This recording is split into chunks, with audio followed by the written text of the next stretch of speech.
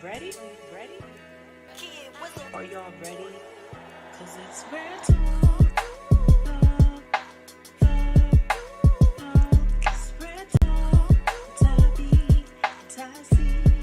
Hey, it's real talk. Rare, authentic, real experiences. Welcome, welcome, welcome. We are here with another fabulous episode of It's Rare Rare Talk. talk. Hey Yes, y'all. indeed. So we are here with co-host, Tabby. and I'm Ty C. So I am excited. We are excited, cousin. I'm going to let you introduce our special guest on today. Yes, y'all. So thank you all that are on. Listen, I don't usually do this because my mind don't be on it, but I'm going to tell y'all tonight. Y'all want to share this. You want to get your cousins, you want to get your brothers, sisters, get everybody on here tonight because we have such a special guest.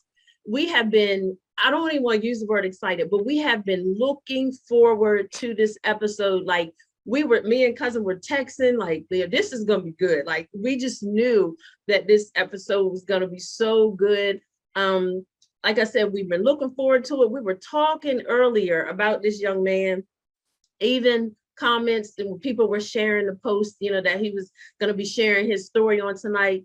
I'm walking through the store with tears and I mean, just so elated, just so joyous about this young man who I had the pleasure of working alongside a couple of years ago. And so, y'all, I like to introduce to some and present to others, none other than Mr. Andre Childs. Welcome. Welcome, welcome, welcome. We are excited. Cousin, thank you so much for the connection with Mr. Childs, and Mr. Childs, once again, we just want to thank you for being here. Cousin is exactly right. When I think about the topic that we're actually going to be talking about tonight, like there's a lot of different pandemics that's going on in the world today, but addiction has been a national problem for a long time. Yeah. COVID came in and COVID made its name great and as far as like the headlines on television and media and all of that. But addiction has been, listen here, an issue for a long, long time. It has affected so many different families in so many different ways. And so just to know that Mr. Childs, you have celebrated 5 years in recovery melts my heart. And I have to be perfectly honest with you. This subject area right here is very dear to me. And it's very dear to me, not that I have actually experienced it personally, but coming from a job of 7.5 years of working with individuals who have been battling this for years. I always took my job very seriously. Right. And so to be able to talk about this matter tonight on It's Rare Talk, listen here, I am elated. I am excited. I am excited to hear your story. I love what God is doing in your life right now, right? And so, cousin, I know that, you have this thing where you talk about, we see a person's now, right? But every now has a then. And so Mr. Childs is here with us today to take us back to his then. And so I'm excited for his transparency. I'm excited for the support that he has had along the way. Andre, that's absolutely amazing. But once again, I'm excited that he made it out, cousin. And I'm glad that you two have an awesome connection. Yes. And once again, just excited to have him on the show. Yes. So welcome, Mr. Childs. Thank you. So we're going to ask that you would take us back to wherever, if you want to do the childhood or teens. Tell us how you were as a kid, if you were quiet, rambunctious, whatever. Give us a little background. Yeah, as a child, I very athletic, played sports, basketball, football, ran track, and wasn't quiet. I definitely talked a lot. But like I was thinking about it, back from 8 to 14, I was like my life was very good, playing sports, getting good grades, going to school, just doing everything I was supposed to do. And I felt like when I got to, even through high school, you know, 9th, 10th grade, 11th grade, I was real little. So like I just kind of stayed to myself a lot. Yeah. Played sports, stayed to myself because my sister, you know, she graduated in 2004, went to Hampton University, was always making honor roll, dean's list. Like, so I felt like, man, I have to stay on top of myself because like, you know, she out here like doing her thing, and things didn't end up that way. And sometimes I sit back and I ask myself, you know, maybe I didn't feel like I was good enough. You know what I'm saying? And that's maybe what transpired to send me in the wrong direction. So, you know, my childhood as a young child, everything was fine. My teenage years is when things started to take a turn. Okay. So how about senior year? Did you graduate or I graduated high school, you know, played varsity football, running back, defensive back, played basketball, and I even went to a JUCO college in Oklahoma for 2 years. And I feel like that is when I realized that maybe I might have an addiction problem. I didn't know nothing about addiction, narcotics, Alcoholics Anonymous, but I was in school and I was out like partying. You know what teenagers do, young kids do. You go to college, you party, you get up, you go to class.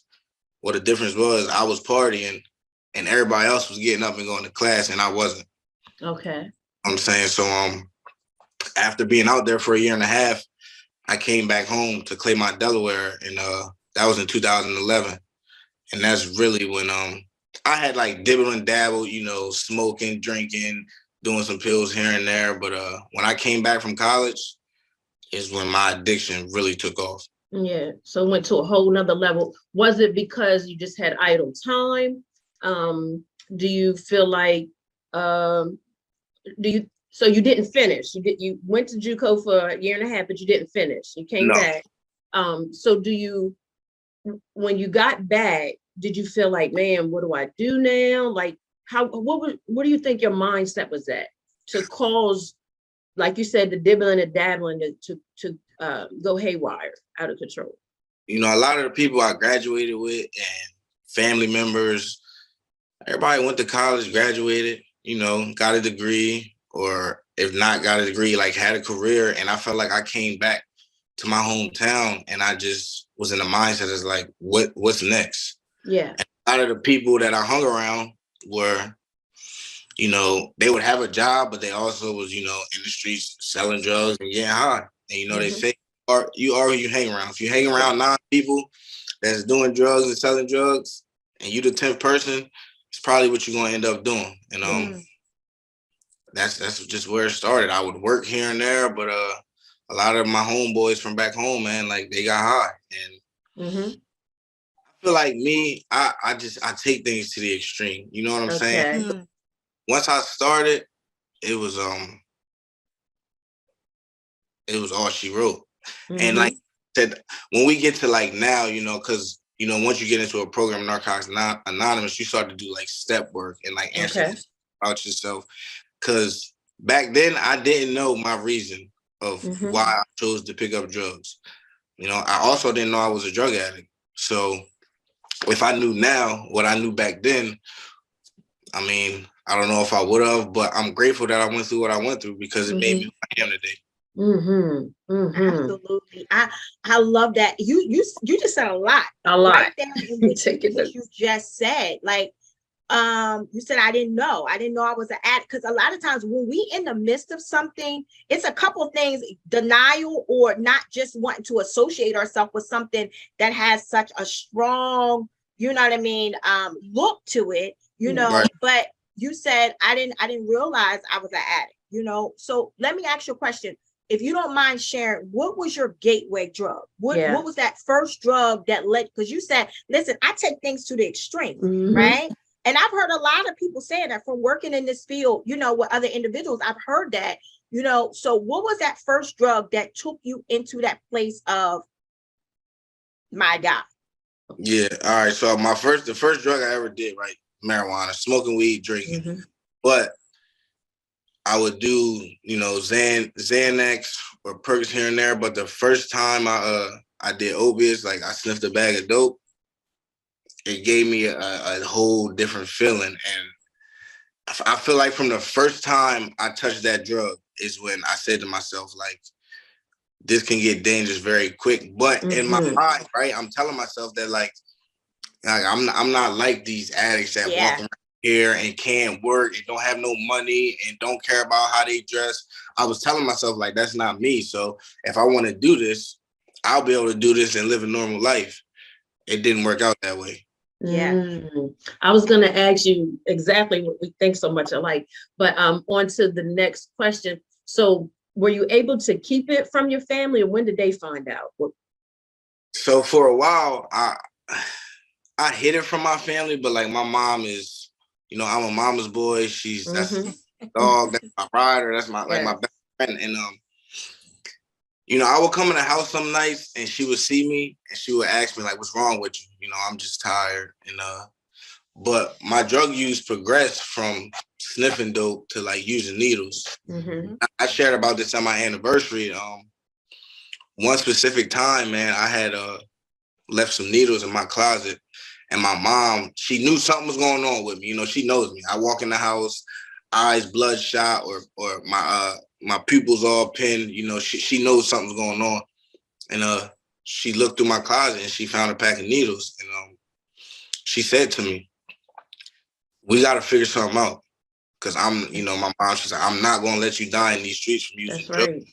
And it got to a point though that like even when my mom knew and my dad knew and my sister knew, like it didn't matter because now I'm all in. You know what I'm saying? No matter who knows, no matter what people think, I don't care about keeping a job. I don't care what my family thinks. Like I'm in the midst of active addiction. Like I'm all in. Yeah. So it doesn't matter to me. Family events, going to birthday parties, Thanksgiving, Christmas. I'm going in there high at the table, nodding out, falling asleep, and just not caring. So let's talk about that right there, cousin. I want to, because I feel like a lot of times, and after having conversations with different parents of individuals who are active in addiction or struggling with addiction, sometimes if you have never walked that pathway, you don't know what to expect. You don't know what to think. You know what I mean? All you know is that you see your loved one in a situation that's not good, right? Yeah. And so I heard him say, listen, at that point in my life, all I cared about was my addiction, right? And it's because that disease takes over, right? And so that person that they actually seen come into the dinner table and things like that, it was taken over by a different force. Yeah. Yes. Right. And that thing, I heard what you say. You was like, in the beginning, when I took on the heavy stuff, the opiates or whatever, I knew that it could become dangerous. I heard about it, you know what I'm saying? But in my mind, because right at that point, it hadn't taken over your mind. In your mind, I got control over this. Yeah. Right? That's what a lot of people actually believe, that they got control over it. You know what I mean? Not realizing that thing right there, man, that's a demon all by itself. All by itself. Yeah, that thing, it's coming to take over everything. And before you know it, the individual is out of control with it, right? And so here you are, you're showing up. You still showing up, but you showing up with something riding your back. Right. Yeah. Wow. I was going to ask too, were you working? Were you still functioning like with a job, or was you just like getting your money in the street or whatever? I was working. I would have a job here and there, Okay. I used to work with my uncle cleaning like Wawa floors, and then I worked at Bellevue State Park. Worked there for about 4 months, got fired. Worked at Stanley's, a restaurant. Worked there for about 7 months, got fired. I would have a job, but I could never keep a job because if I woke up one day and I didn't have no drugs, there was no way I was going to work. And if I did go to work, I would try to find a way to either leave work and go use, leave work and go find some money, steal some money and go use. It was just, I couldn't keep a job if I didn't have drugs. I couldn't do nothing in life. But like she was saying, it was really a demon that took over my body. Like if I wake up today and I don't get no drugs in my body, I will not be a productive person. It had you like that. And so what's your age range during this time? I would say when I was deep in my addiction, 19 to 25. Wow. Wow. 19 to 25. Okay. Mhm. Okay. And so during that time, did you ever seek out like try to get any help that, I know your mom was on you and your family, but did you ever go into a facility at that time? Did you ever try, how, because sometimes somebody would try something for 30 days and that didn't happen. So did you try anything? I went to a treatment in Pennsylvania in 2014. I went 2 different times. The first time I went, I completed. I stayed there for 18 days. But at this point, I really was just going because I was trying to make my mom happy. Mm-hmm. You know what I'm saying? And I knew in my mind that like I was on like a little vacation. The day I left that rehab, I used. Mhm. And my mom is one of them type of ladies where like, okay, I'm a grown man. She telling me when I can and can't leave the house. And in my mind, I'm like, I'm not. When it comes to getting what I want, I'm going to do what I want. And she would try to keep tabs on me and try to get me jobs to work with people she was close to. But at the end of the day, the only way I was going to stop using is when I was ready. So I went to that treatment for 18 days, completed and used. I went back to that same treatment in 2015, and I was there for 3 days, and I left. And I got high as soon as I got in the car with the person that picked me up. Before we get deep into the interview, I need to shout out your mother. Yes, Mom. Right? I've never met your mom in person, never had a conversation with your mom, but I need to shout her out, right? And is your mom Miss Wanda? Yes. The reason why I want to say that is because like I told you prior, I was reading the comments on our Facebook page, and I can tell that your mom loves you. 100%. I can tell that your mom is one of your biggest cheerleaders. And from a mom to a mom, I get it. Yeah. Right? All she wanted to do was protect her seed. That's it. Right? And she was riding with you. I want to tell you something. Consider yourself blessed, because I've seen a lot of individuals whose support system fell off because they couldn't handle the fact that their child was in active addiction. Mm-hmm. And so for your mom to continue to ride that thing out with you to the point to where you are now, listen, Miss Wanda, shout out to you. Shout out to you. And so I just wanted to stop and say that and give her flowers. Wow. She's here. I'll add to that, because working with Andre, I know he loves his mom. He loves his mom. He's very family oriented. Yeah. And so I just wanted to highlight that we know mom did her part, we know this was not her fault or her doing. This was choices that you made, Absolutely. When you strong-willed and you have this mindset, I'm going to do what I want to do. That's, what I'm saying? Because even us, I guess we could call ourselves mama bears, because our kids are grown. My youngest is 16, but I'm still like that. Andre, me and Tonette, our boys they're knocking on 30, but we still like, where you, you know what I mean? Where you at? Because it's a different world, you know what I mean? Yeah. And I commend your mom for that. I'm not losing my son, because that's our mindsets with our boys, you know what I mean? So yeah, that's a lot with that. Yes. A lot with that. But I like what he said, cousin, not to cut you off. No, he said, first of all, he respected his mom enough to try to go, for the simple fact because he knew that would please her. Yeah. But to all of our viewers and individuals who are active in addiction right now, because cousin, we here to throw a line of hope. Oh yeah. Right, Andre, that you are part of the line of hope for individuals who still are part of your then. See, you've crossed over, but it's still some individuals that's still fighting in that place that we're talking about where you used to be. And so what you are doing now is you are physical hope for people to show that I've been there, done that, understand it all, right? But I also know that there is a way out, right? And so, cousin, I like when he said, I went there, because I knew it would make my mom happy, but I didn't go there because I wanted to go. That's right. Right. That's right. So we know that makes a difference in the treatment. That makes a difference in the recovery process. If that's not from your heart, right? If that's not something that you want to do personally, listen here, it doesn't give you that result that you're looking for. Not at all. Not at all. So we want to move forward. We want you to get us to your lowest, like that. I couldn't believe I got here. What was your lowest? I would say I went to Warwick in 2015. So in 2015 was when I'm talking about walking around. I haven't had a haircut for like 7 or 8 months. Track marks all on my arms, on my leg. I'm probably weighing in at like 105 pounds. And at a point in my life where like I didn't want to work, I'm 24, ready to turn 25.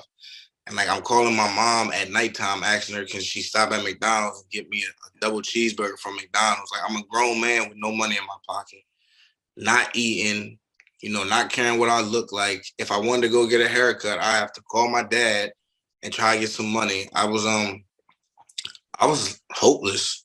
Like I'm talking about down bad, man. And at that time and point, like I didn't really have no hope. Like if I'm being honest, it was times when like I would stick a needle in my arm and like I would hope, maybe maybe this will be it, because I'm tired of suffering and I don't know how to get clean. I went to treatment, that didn't work, and I was okay at 24 years old. That like, man, I'll probably die before I'm 25 as a drug addict, and I'm all right with that. But in all reality, I really wasn't okay with that. I was just so far gone in active addiction that I just didn't want to live no more. Jesus. Jesus. The battle became that severe.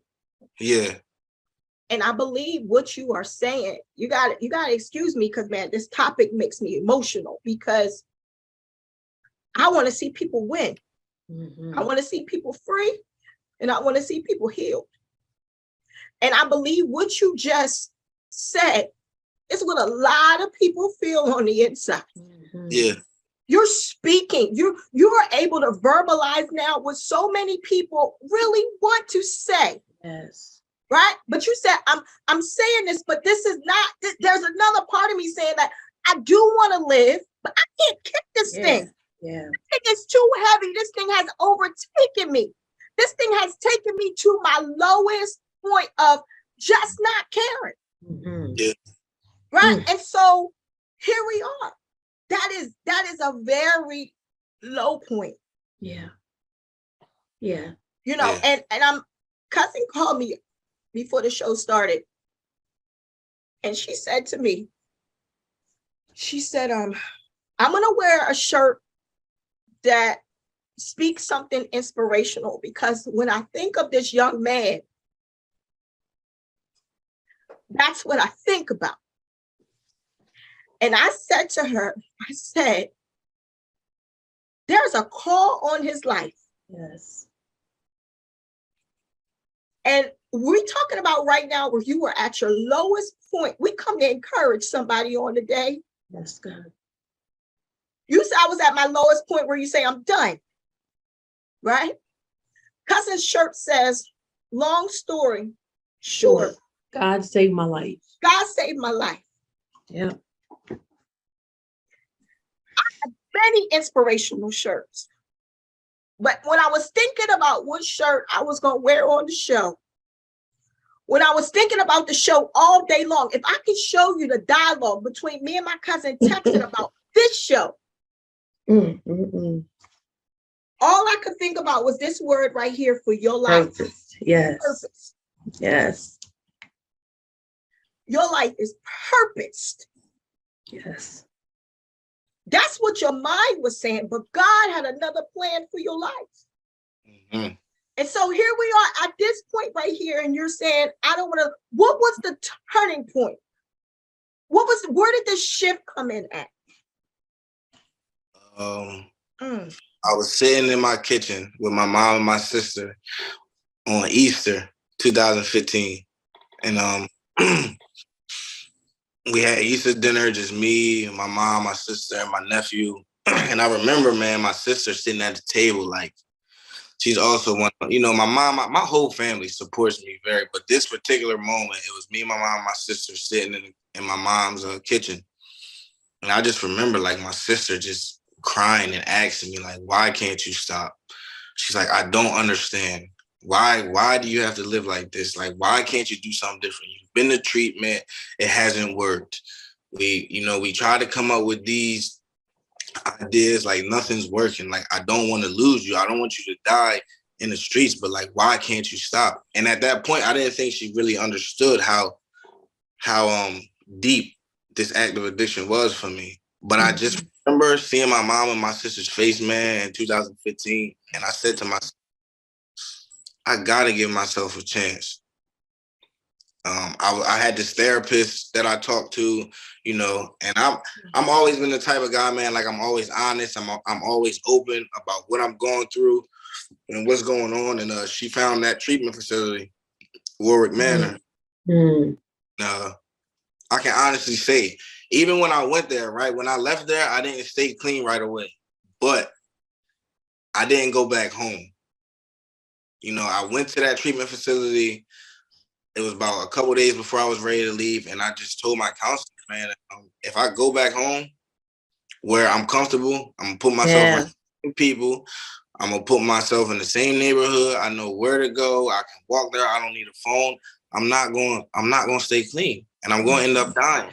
And I went to that treatment facility in 2015, and I stayed down here. But the disease of addiction is so crazy, right? Because like I still found a way the day I got out of Warwick to go back to Delaware one time, use, and then come back to Maryland to a recovery house.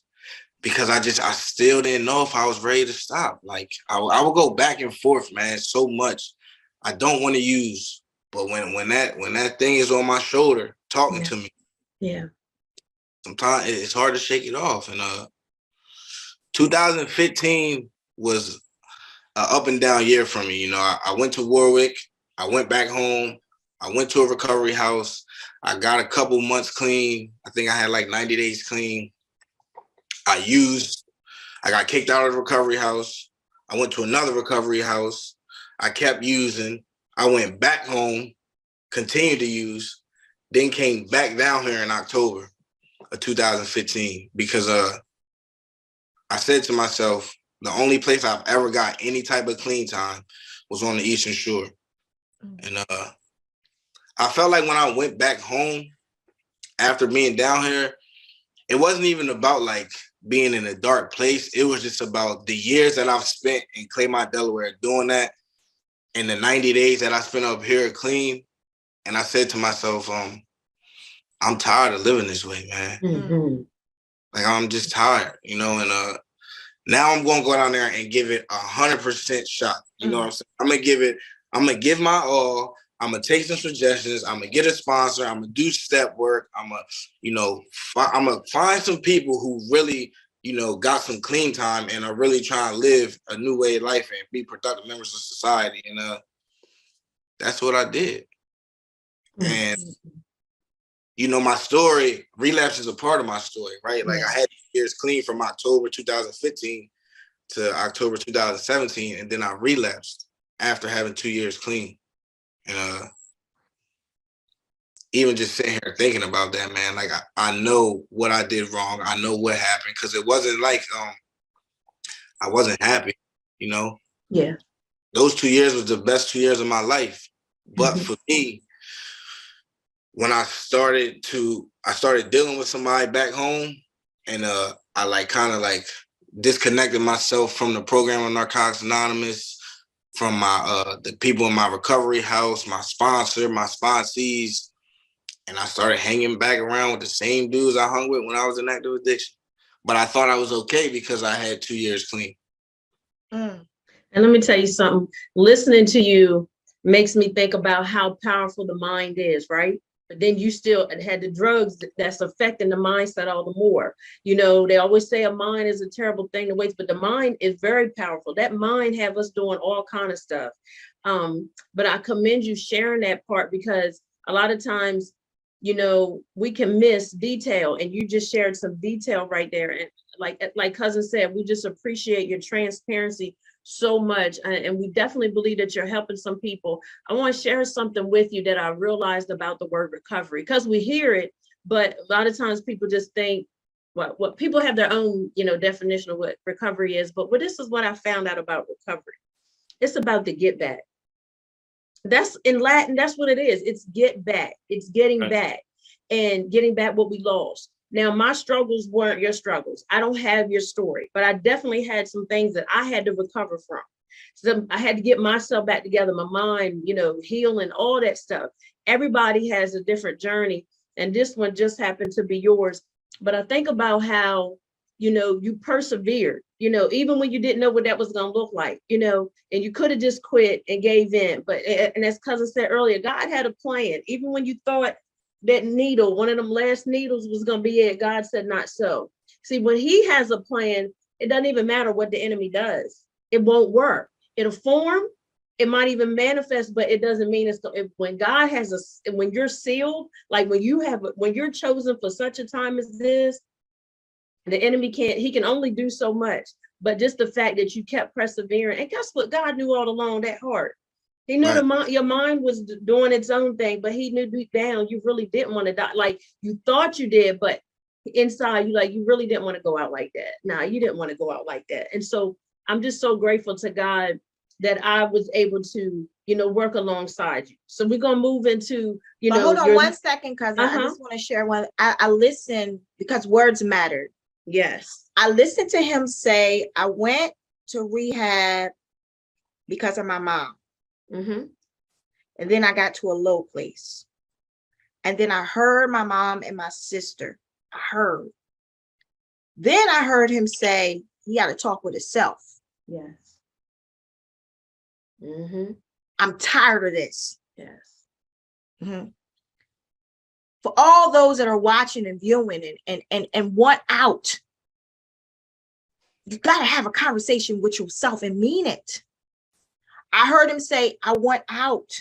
Mm-hmm. And then he started to seek out places of his. See, once you have that mindset, once he was ready to shift, didn't say the opposition wasn't going to come, right? But he was ready to shift. And then I heard him say he went, and then he realized he couldn't go back. To the same. He was able to identify some triggers, yes. some red flags. I can't go back home. If that place is not safe for me. It's true that you really do have to change people. You do, places and things. Yeah. It's necessary for survival. Very. Right? He wasn't strong enough to go back to those places yet. And now he's starting to admit some things to himself. Mm-hmm. Now he's realizing he's now talking to the man who he sees in the mirror. Yeah. Right? And now we're starting to see results. Yes. Did he fall? Yeah, he fell. Mm-hmm. But he was able to say, okay, wait, I see why that happened. No longer making excuses. That's right. All right. But so he was trying to find solutions then. That's basically, it was the like mindset has shifted. That's right. You got to shift the mindset. It's important to shift the mindset. Yep. Right? Until you shift your mindset, it don't matter what nobody say. Mm-hmm. That's it. And also another thing is the shifting of the mindset allowed room for God to move. Yeah. See, I believe there's a lot of people that addiction, and Andre, you can, you know, comment on it. There's a lot of people that addiction has took out of here. Oh, yes. Yeah. A lot of individuals have died, unfortunately, from overdose. Mm-hmm. It's happened. It's true. I believe God had a plan for all of their lives. That's right. Come on now. There's a plan for everybody's life. But listen, he can't work where we don't give him room to work. Mm-hmm. When you shifted your mindset, because what you don't understand is, listen here, there was a word that was spoken over your life. Yes. And I'm assuming from reading a message, right? The mom commented and said, I'm so proud of you, son. And then there was a pastor who commented last night. I'm reading these text messages, and I'm telling you right now, Andre, my spirit was jumping. Yes. There was a pastor who then commented and said that she was proud of you. I don't know this pastor. She said that she was proud of you And she said that the Lord is going to do great things in your life. And she told your mother that she was proud of you and she hasn't seen nothing yet. Your mom came back and spoke the words that you spoke over his life. Yes. I need you to hear what I'm saying. This is why I know you have purpose. This is why I know God saved your life. There were some words that were spoken over your life. Your mother said the words that were spoken over your life helped her during the most difficult times of your life. There was a word, right? And so what happened is when your mind shifted, now you have given God room to work. Yes. And every word that has been prophesied over your life, as long as you give God room to work, I want you to hear what I'm saying, young man, because I believe the world ain't seen nothing yet. Everything that you went through, it was for your good. And that's what you're going to help somebody else. But everything that has been spoken over your life, as long as you give God room to work, he can work. You ain't seen nothing yet. You have not seen nothing. I want you to hear what I'm saying. You have not seen nothing yet. Yeah. This is the beginning of great works for you. Yeah. And everybody does have a yet, but the yet is based on your yes to God. Your yes, because he doesn't force anything. Right. You know, and as cousin said, your ministry may not be behind no pulpit, but you definitely got a street ministry and on the court. That's because you sharing your testimonies, helping other people. You know what I mean? You saving folk when you open your mouth. That's why you can't be quiet.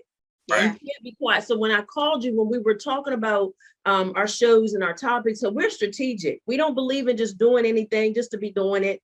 That's not where we're at. Everything that we do has to be purposeful. So when we were talking about one of the topics was recovery, and we were like, who do we, you know, and God instantly put you on my mind. And so cousin asked me like how many years you have been clean. And I told her, and she was like, are you sure? I said, all I gotta do is ask. I'm gonna ask. And so when you responded back and you called me, you was like, with no hesitation, yes, I'm ready. I'm gonna do this.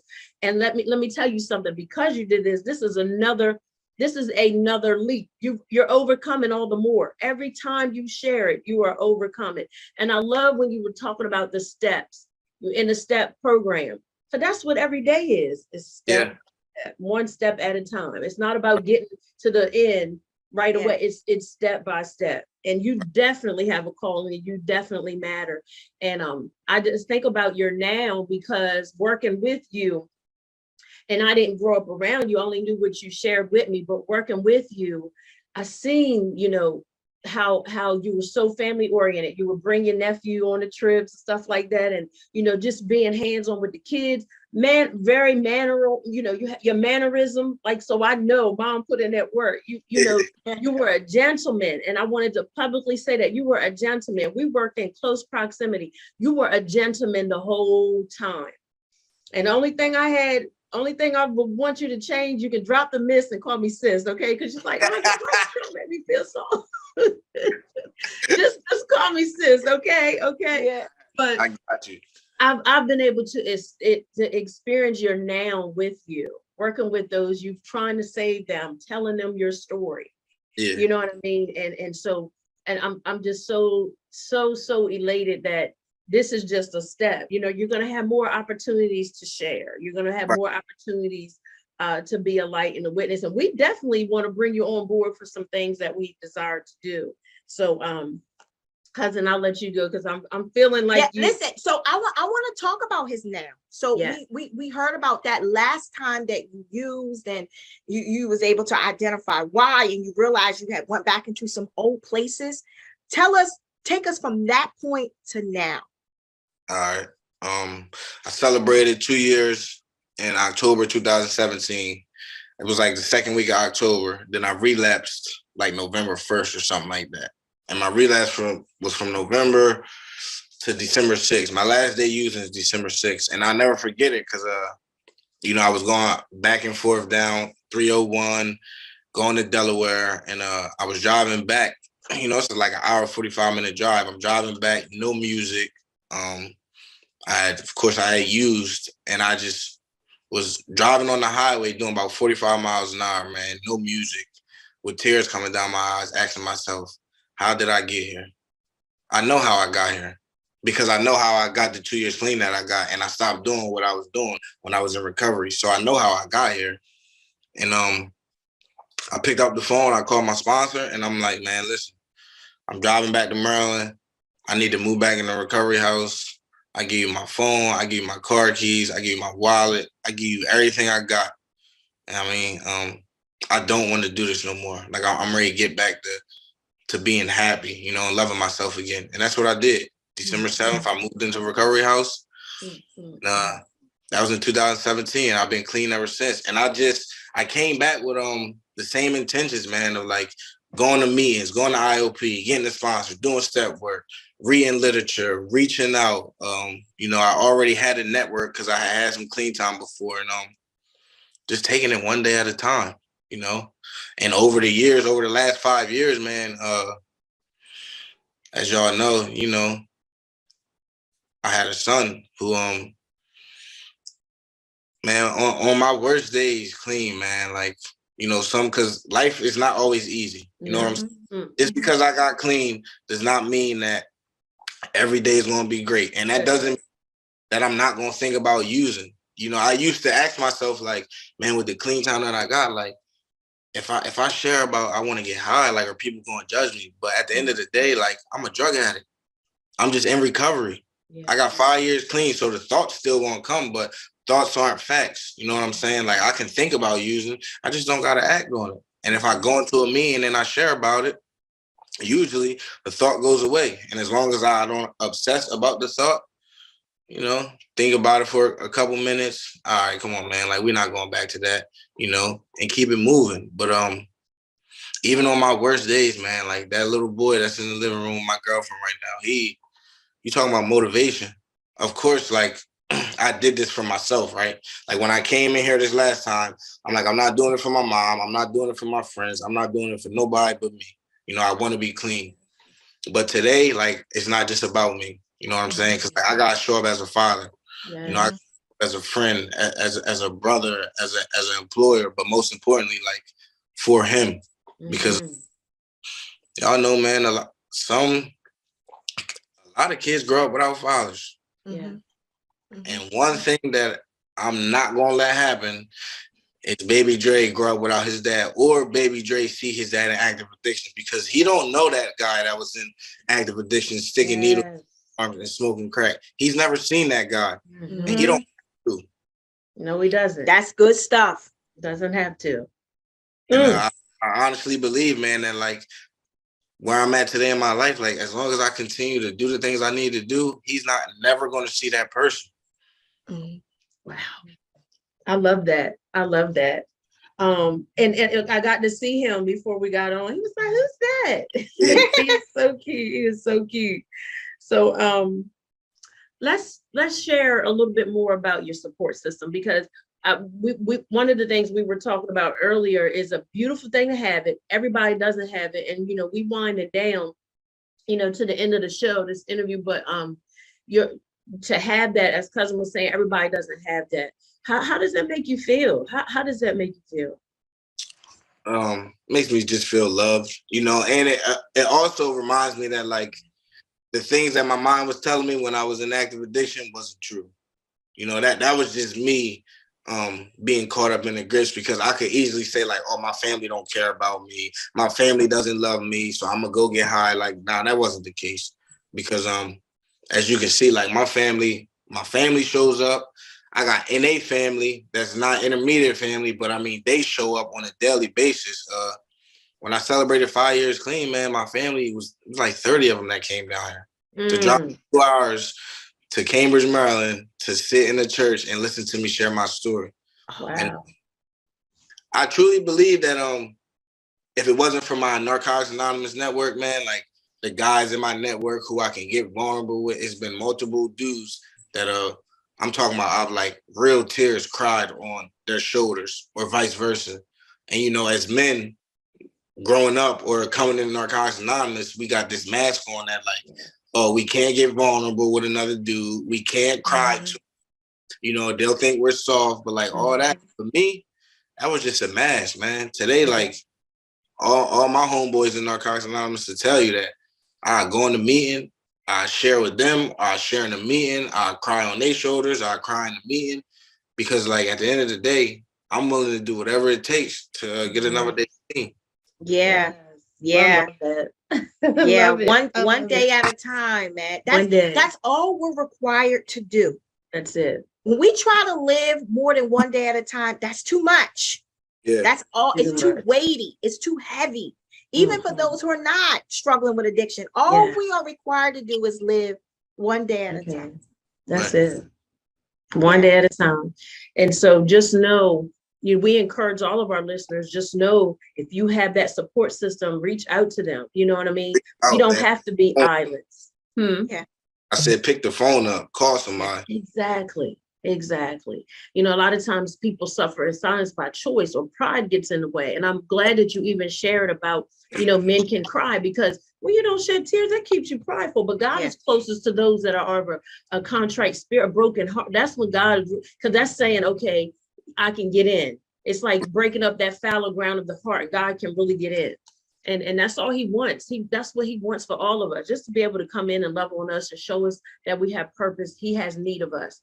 And so we're so, again, elated that you shared this time with us, and all those that, are on here. Anything you want to say that we didn't add, anything you want to share to any of those that are listening right now, or may come back and see this later? Anything you want to say, you have that liberty to do so. Just want to let everybody know it's possible, man. I say that because when I was in my active addiction, I didn't think I could get a day clean. And like today, I sit here with 5 years. So if I can do it, anybody can. You just gotta open up. You gotta get vulnerable. You gotta call somebody. You gotta ask for help. Because the longer you stay quiet, the worse it's gonna get. And I'm saying that with experience, because there were so many times, man, where I wanted to reach out for help, or I wanted to cry out for help, but I didn't want to be judged, or I didn't want to be called a dope fiend or a crackhead or a junkie. But at the end of the day, like, my pride was getting in the way. Because if I would have reached out earlier, thankfully, I'm glad I went through what I went through. But because like you said, there's a lot of people out here dying who didn't reach out. I don't know, I'm ready to bring my son in here real quick. Okay. I want you to bring your son in. And I want to share this with you before you go get your son. I heard you say, I'm just a drug addict in recovery. Right? That's not who you are. Yeah. I want you to hear what I'm saying. That's not who you are. That's who you used to be. Right. From this day forward, every word that you speak out of your mouth over you, speak something different. Yes. Right. You are a man of God with purpose. Right. With a story to tell, who shall live and not die. Right. And declare the works of the Lord. Now, no, speak something that's who you used to be. Right. I got a lot of stuff I used to be too. Yeah. Right. But when I speak of myself now, I speak something different. Right.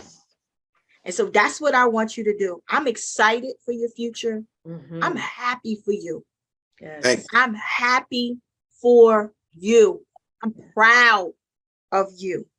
Thank you. I know this won't be the last time that I hear your name. No. But let us see who makes you proud. Let us see. This is awesome. This was awesome. Let us see. Look, we see the smile on his face already. Let us see. Hey. Absolutely handsome. Hey, little Dre. Hey. Handsome young man. Yeah. Yeah. Listen, we see the smile. No, listen. We see the smile that he actually puts on your face. Continue to be that great father. Continue to make memories with him. Right? Remember what you said. What he don't know, he don't have to know. It's a fact. You continue to make life great for you and him. Hi, little Andre. How are you doing? Nice to meet you, sir. Nice to meet you. It's here. He be talking. Here. Hmm? Why got that in here? The light. They Why you need got the- that in here? That's Don't a you love that blessing. curiosity? I Yes, love it. that's a blessing. Go So, ahead, cousin. I'm just gonna say, so again, Andre, we appreciate you. We want you to stay motivated, stay encouraged. Remember, it's a one day at a time. And when you said something to the viewers about reaching out, anybody that's struggling, because when we hungry, a closed mouth don't get fed. So when we hungry, we're gonna open up our mouth and say something. So if we want something different, we do need to open up our mouths and just ask for help. Let's get that pride out of the way. So Right. again, thank you. We appreciate you. We want you to enjoy this holiday time.